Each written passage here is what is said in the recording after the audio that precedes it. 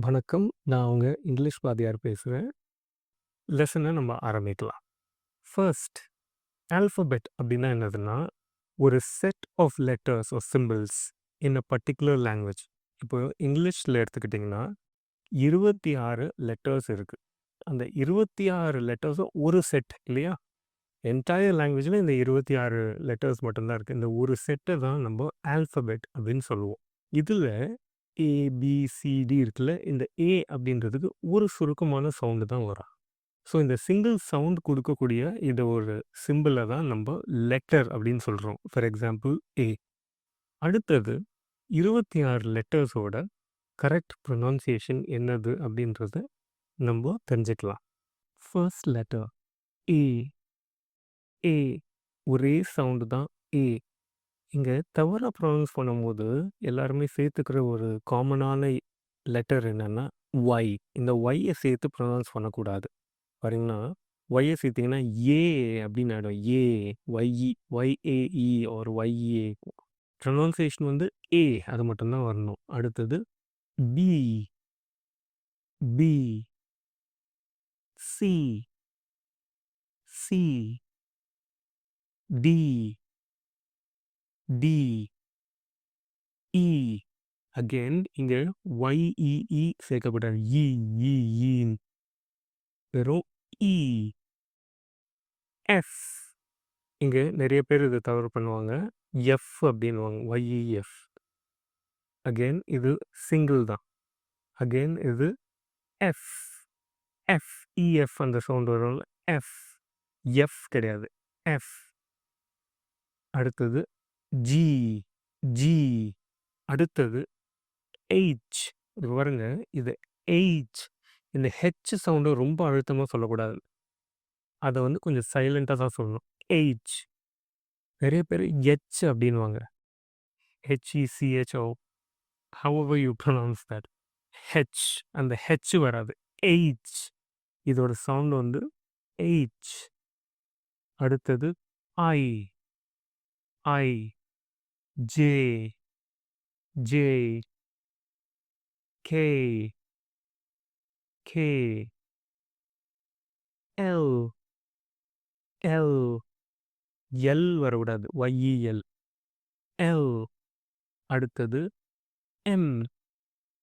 M. Again இங்க வந்து ஒய்யூஎம். எம் சவுண்ட் வரக்கூடாது. எம். அடுத்தது என். என். என் இல்ல. என். என். ஓ. சில பேர் என்ன பண்ணுவாங்க, இதுல ஓ, விஓ சவுண்ட சேர்த்துப்பாங்க. ஓ. இது சவுண்ட் வந்து இதோட ப்ரொனன்சியேஷன் வந்து ஓ. Single sound O. அடுத்தது பி. பி. கியூ. கியூ. ஆ. பாருங்க. ஆர்.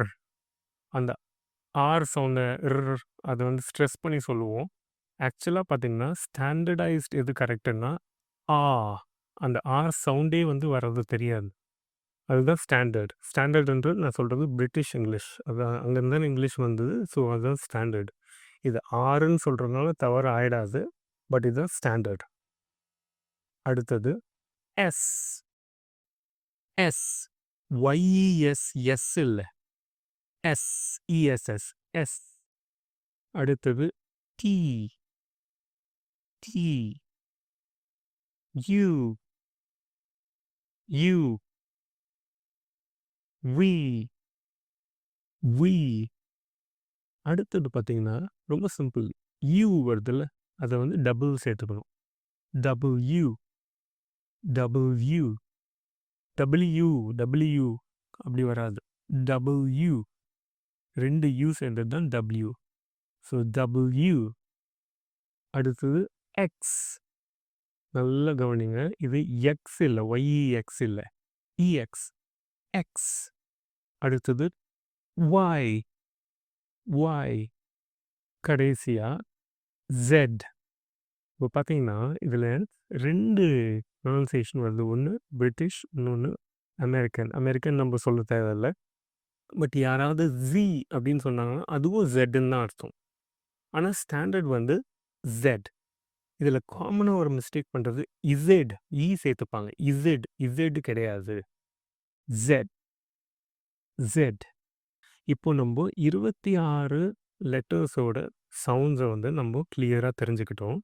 இன்னும் இத சிம்ப்ளிஃபை பண்றதுக்கு இத 7 விதமா நம்ம பிரிச்சுக்கலாம்.